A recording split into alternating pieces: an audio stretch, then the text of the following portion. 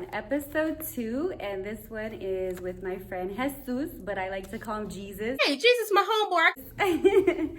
And the reason why I chose you is because you're a jack of all trades. You do so many things. You're a welder, you're a personal trainer. We're in his gym right now if you need personal training. And he's a tattoo and a piercing artist, which he's done many on me, which includes my heat cake. I can't show you some of my piercings he did though. And you've just been more than welcoming and willing to help me when it came to, that's how I met you, was at the gym, and I asked for your help to work and target certain areas of my body. And so that's how our relationship started, which is awesome. And like, you didn't even try to, charge me for that, or like, you just did it as a friend. And I really appreciate that. And just doing this, and like, obviously I paid you for your work as an artist, but I just appreciate you always being open to that. And then he's also an amazing father. You put your daughter first. She is your priority. I really respect that. You're emotionally and mentally mature and self-aware, and I admire you. And maybe. I don't know. Not really. Treasure our relationship. We've been at this for since 2017, so we've had a long relationship. We've had a few struggles, we had a few ups and downs, but we always, come back to each other, and I feel like it's pretty good. Yeah. Definitely. And we can open up to each other and tell each other everything, talk about anything. No, I can tell you when I've been. You won't judge, you're just listening. Yeah. And I just love that. So now we're gonna get into the heavy questions. How old were you when you discovered and realized you had an issue with mental health? As soon as I started hitting puberty around that time. Yeah, that's where everything changes.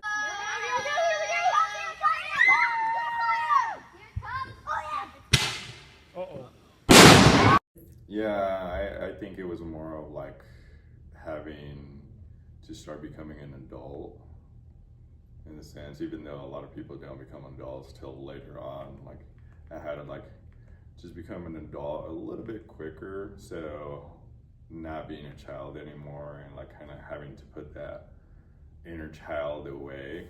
So the pressures of growing up, pretty much. Yeah, it started building just an anxious part of me that eventually led into depression. What do you think might have caused and triggered it? Well, it was because I was shifting from everything was all play to having to start being an adult, worrying about my own self, working, and just seeing that the world is not just handed to you. This whole thing fucking sucks. I mean, this is the biggest pile of shit ever.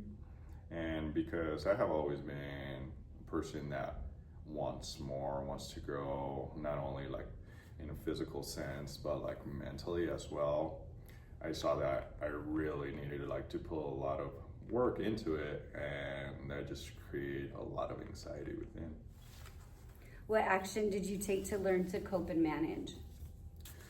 So I tried all kinds of different things. Of course, everybody goes into the initial aspect of trying to numb yourself, partying, doing all this BS kind of stuff. But then I started coming out of that and looking more within. So I started to learn meditation. What happens if you meditate every day for the next 6 months? In 2 days, you'll start feeling calmer. In 2 weeks, your brain fog will disappear. In 1 month, you'll feel present in the moment.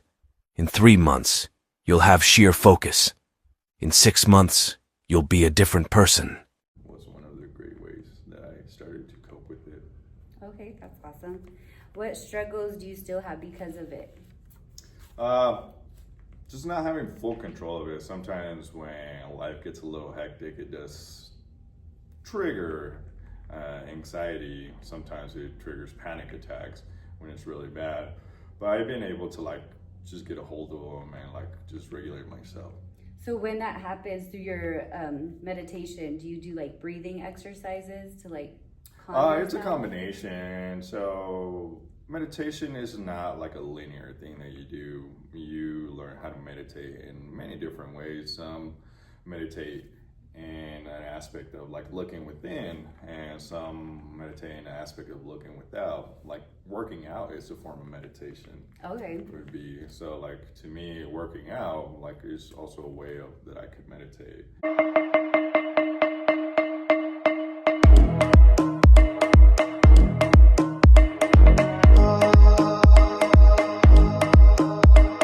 A lot of people love going to run, and that's a form of meditation. You don't have to strictly be in a very quiet place, sitting down in a lotus position and humming different mantras and stuff like that. Like now, like meditation comes in different ways, so you kind of like have to discover what works best for you.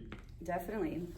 How has it been balancing your life, everything you do, and being a father while still trying to cope and manage? It has created a lot of like self-awareness that I have utilized to teach my daughter how to be able to deal with emotions, how to be open about her emotions, not bottle them up kind of thing, just let them flow, good emotions or bad emotions. Definitely. That's what I try to do with my son too. Nice. So hopefully we're raising emotionally intelligent individuals. What advice would you give to your younger self and those going through the same thing? Start learning sooner. Sooner. That was one of my things that like I would kind of like kick my own self in the ass.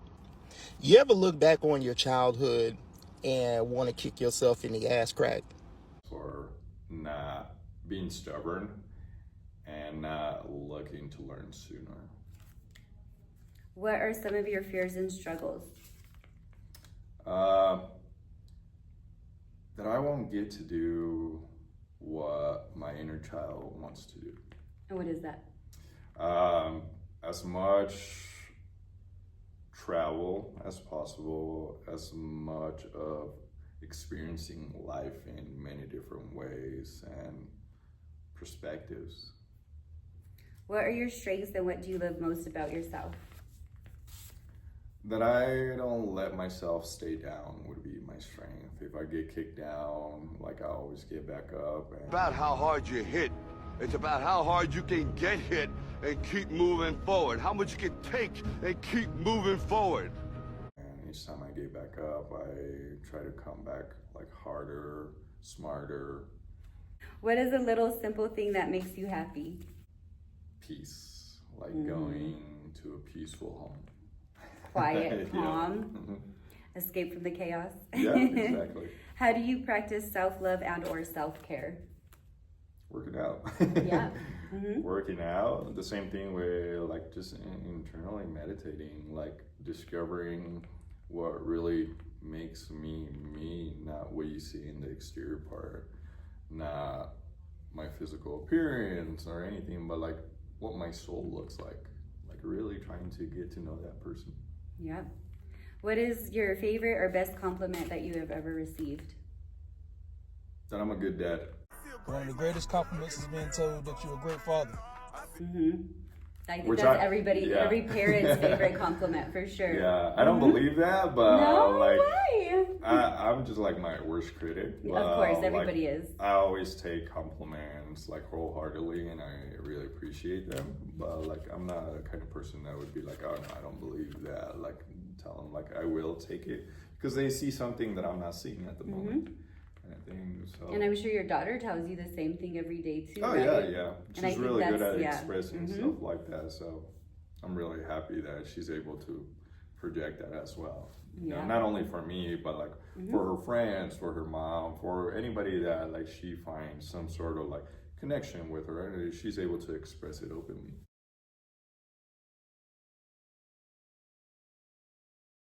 Yeah. What is the best or most epic experience of your life? It would have to be finding an individual that shared the same like internal thoughts and I would say like soul as me, and being able to see each other in that deeper sense. Like no experience in like the physical world like compares to that, to be able to see somebody's true colors and actually embrace that. Being able to like remove all those masks that we wear and be able to see like really, like, once again, that inner child, and allow that inner child to play with somebody else's inner child and just like run free. So that's like a really beautiful experience.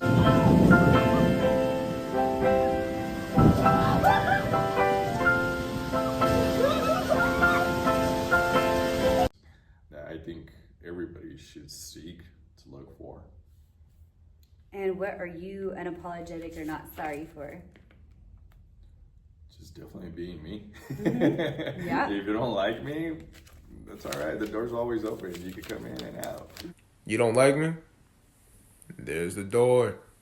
Mm-hmm. Speaking of, if you guys haven't noticed, he's a very unique individual. With his mustache was the first thing that drew me towards him. And now he has his veneers. So I'm gonna ask him some questions about his teeth. What made you want to get them? I have always had like some sort of weird affinity with just like vampires. And just the look of it, the way they carry themselves, the whole portrayal. It hasn't been more like, not so much of like the horror side to it, but like Their aesthetic. Yeah, the aesthetic, like the very seductive side of it.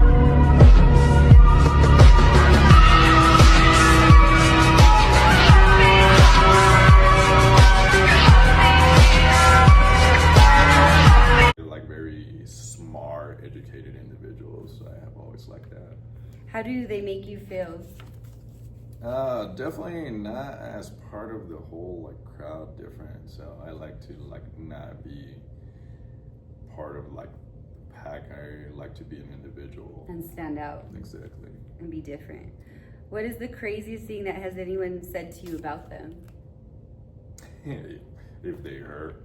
Yeah, like when they say if they hurt, do you mean if they hurt getting them, or if they hurt if you bit somebody? If I bit them. Speaking of, I want to see how they feel if they hurt. I mean, it's not that. They don't feel sharp, like they feel like regular teeth. Yeah, if you put some pressure, they definitely do. Yeah, so you're being soft on me? Yeah. How does your family and daughter feel about them? Do they ever say anything about them? No, they like them. My Yeah? daughter's actually like really proud of them. Oh, that's she told all awesome. her friends like gaming and stuff like that, or she's on FaceTime and she's like, look at my daddy's teeth. How She's cute. That's cool. Now you can ask, since I'm interviewing you, you get a chance to either ask me one question or you can just say something that you like about our relationship that we have.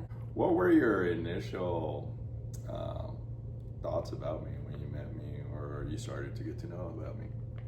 I don't know, they're really shallow. So I actually met you at 24 Hour Fitness off Bellevue. That's where I used to live, Bellevue and Federal. Yeah. And I just seen you. You stood out. Obviously, I told you it was your mustache that originally caught my eye. Got a handlebar stash and a Harley. And then obviously like your whole aesthetic, your tattoos, like the slicked back hair, the gauges, like that's definitely my type. That's my type. That's my type. And so I was married at the time though when I seen him and met him. So yeah, I could only look.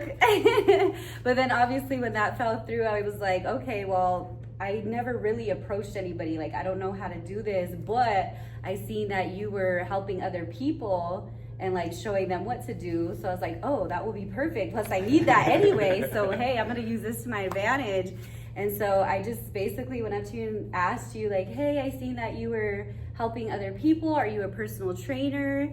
And I think you were like, no, but I can help you. And so that was super dope. And you did end up helping me and like helping me target the areas I wanted and needed. You taught me workouts that I didn't even know can help me. And so I kind of been using those and like have carried them through my whole life. I've even taught other people how to do them. So that's super awesome. Like anything that I can learn from somebody else, like I love to like carry out and like help other people too in the same way.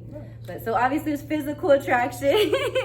But then once I got to know you as a person, like it was like, you're awesome. You're, like I said, very open, welcoming, wanting, willing. Like I never really met anybody like that, especially just from like the first encounter. So I just really love that about you. Nice, that's awesome. Yeah.